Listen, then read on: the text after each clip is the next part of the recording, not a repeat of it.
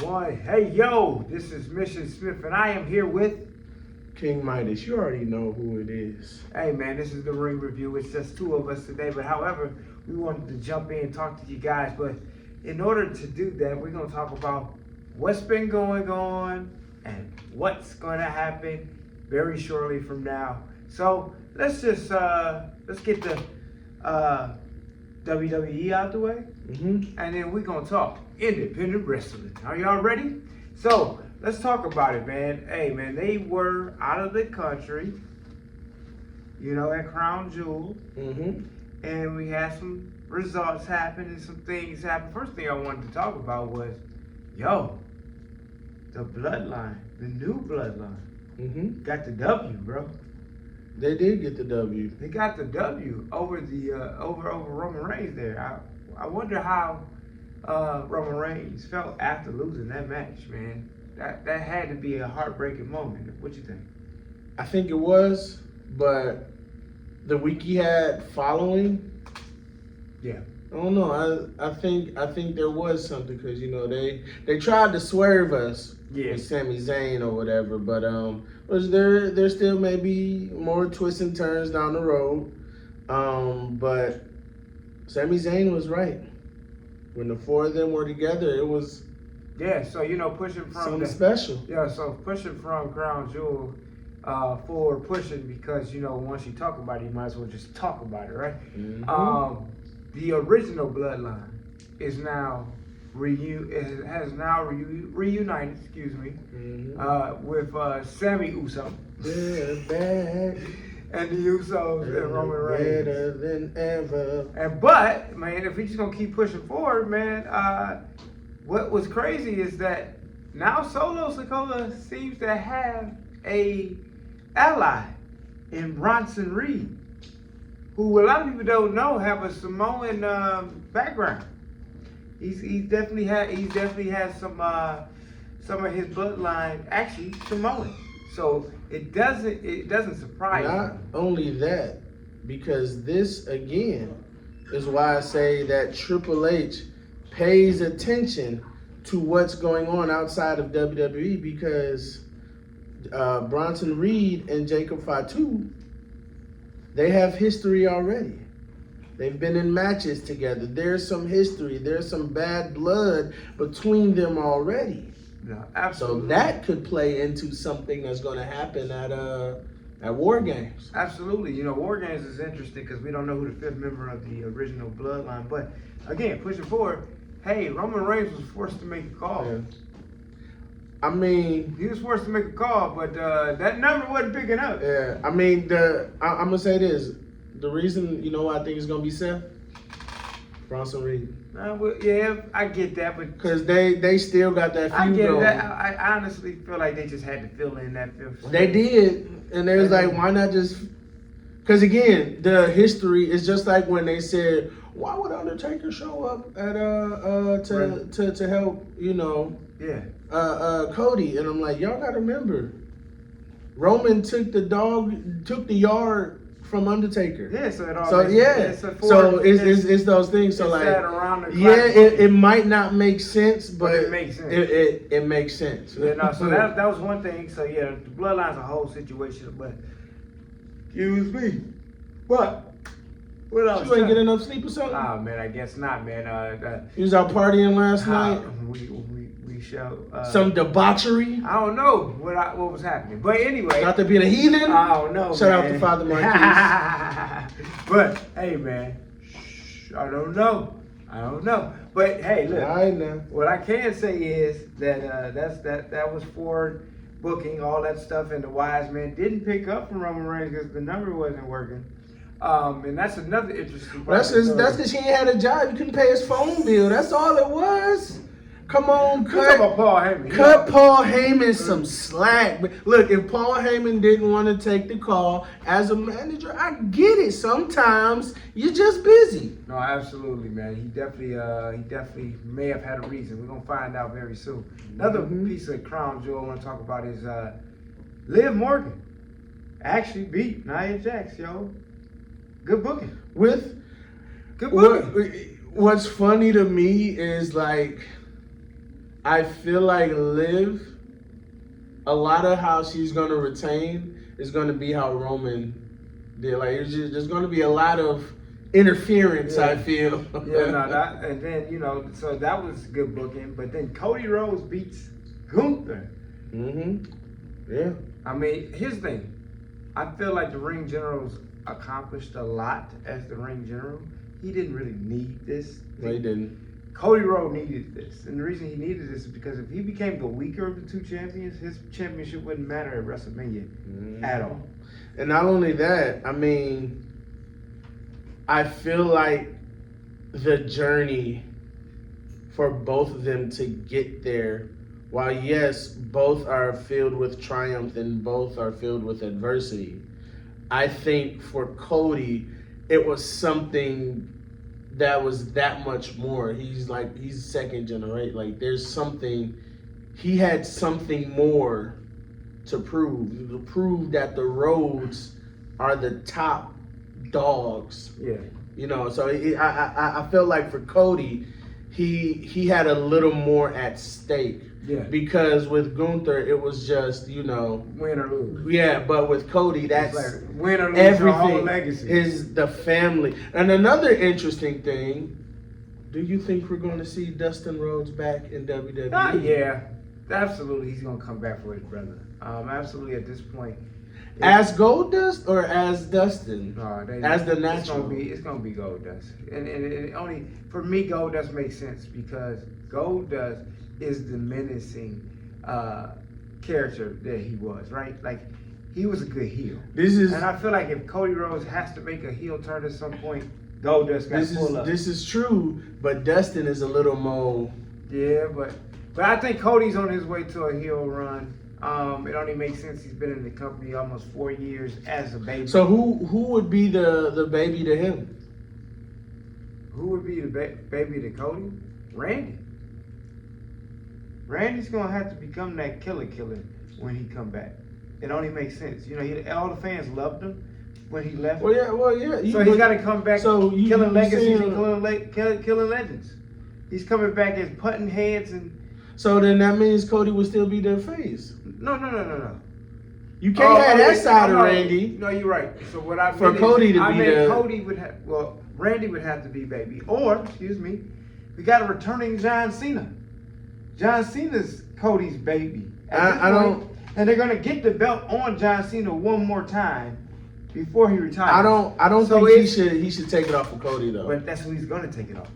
It's I think WWE championship. It's got to be for him to break it and it to matter. It's got to be. Yeah, but I don't think it should be John Cena though. I know, but it is gonna be. It's no, and that's how they just gonna.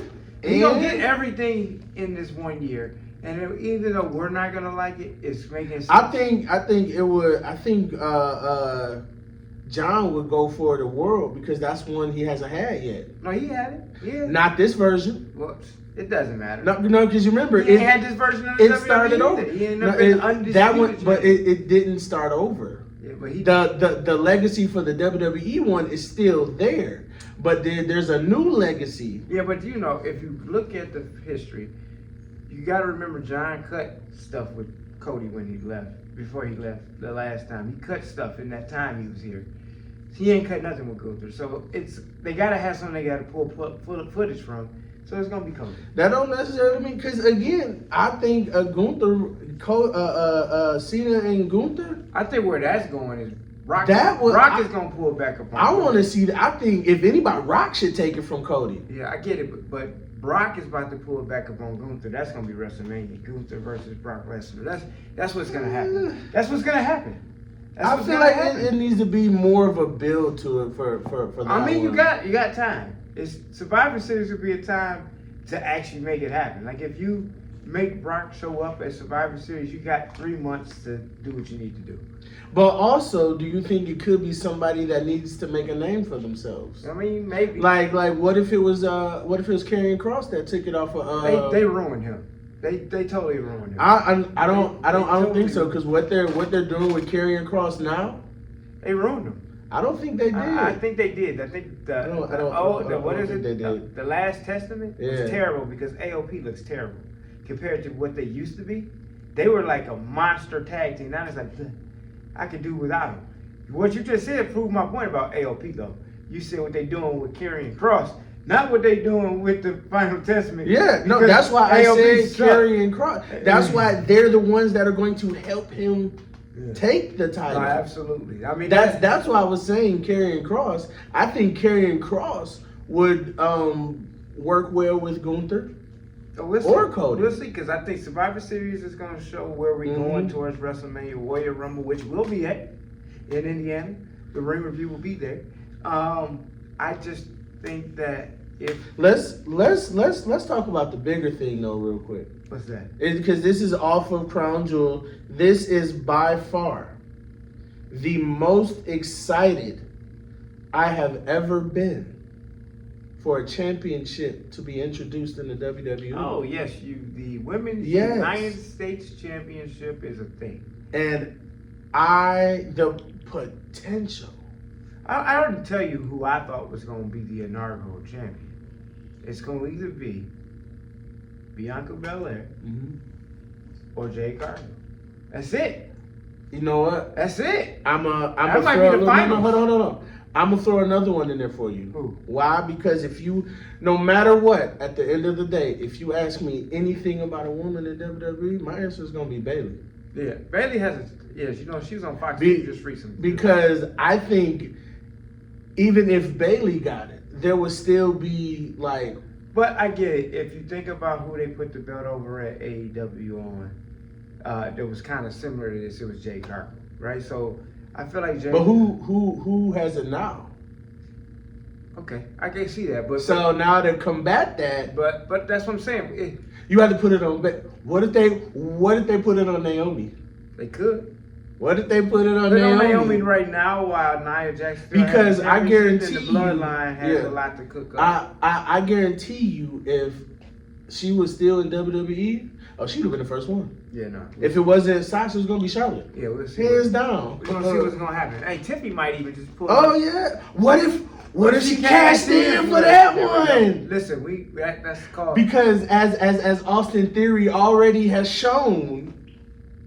You can cash it in. Hey, so that is called fantasy booking, but maybe truth booking. We'll see. This is just two dudes talk like what I'm gonna tell you is over here at the Ring Review, we usually get it right. So what we saying probably gonna come true. I know they're watching. This is the Ring Review. We'll be back after this break. Just like everything else, it starts with a dream.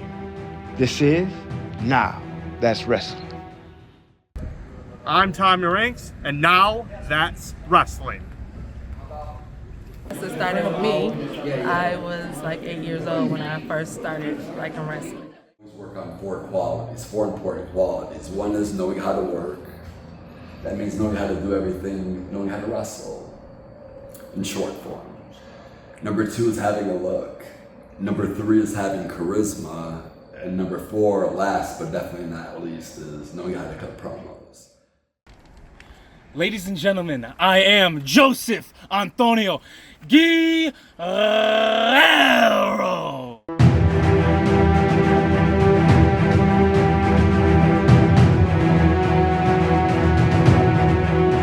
Hey, welcome back from that brief break. We're here now to talk about independent wrestling. That what we said? Because, man, we switched around because the king wants to talk to y'all about independent wrestling. Because, as you know, again, I am King Midas, the manager of champions, maker of documentaries, the only manager in the history of professional wrestling to take on an entire state as their client with the Now That's Wrestling documentary that we are working on. Absolutely. And so it has been a great year in Michigan independent wrestling. It has. There's been multiple shows having their multi-year anniversaries, such as XICW, which is the longest running Michigan independent wrestling promotion, and following at 24 years, and following close by after that, celebrating their 23rd anniversary, Metro pro wrestling. Yes, they celebrated, and all of these promotions are celebrating all these years of experience and great storytelling and great wrestling, and so we wanted to give a shout out. But let's talk about something that is going to be near and dear to our heart this coming Thursday, November 21st.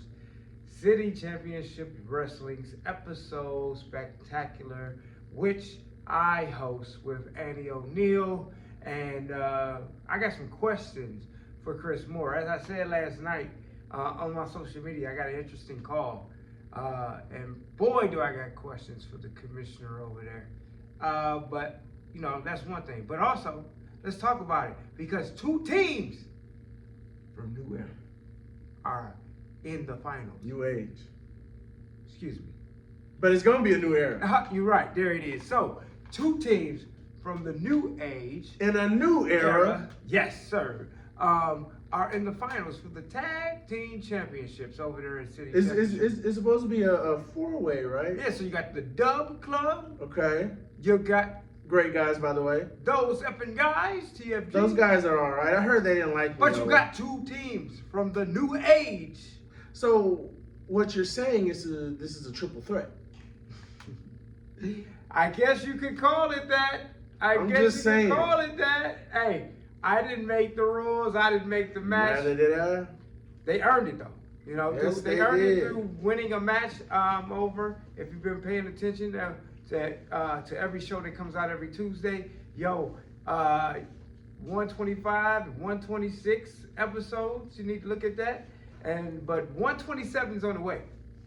And that'll be the way. That'll be filmed inside CCW Studios on this coming Thursday, November 21st. Look, independent wrestling is a beautiful thing, because you're able to see guys really develop who they are in this business, and you get to see great action. But what you get to see mostly is great storytelling. Last Friday, it was some great action at For Us Wrestling. They had, FUBK, which is the faction that I lead, which is TJK, the Young Dirty Bastard. We have the Golden Sensation 24K, as well as Jamal King. Now, these three gentlemen are phenomenal. And they had a match against the Backseat Boys of JCW. Okay. Now, the Backseat Boys are a formidable crew. They did win that match. So now I'm going to have a talk with the three of my guys over there, because over there we're trying to get the trios championships. Absolutely. So I got to get my guys back together. Right. But there were so many other matches. If you missed it, Jamie Eternal had his retirement match. Okay now. That was a great match. You had Grim Reality versus Triple Platinum.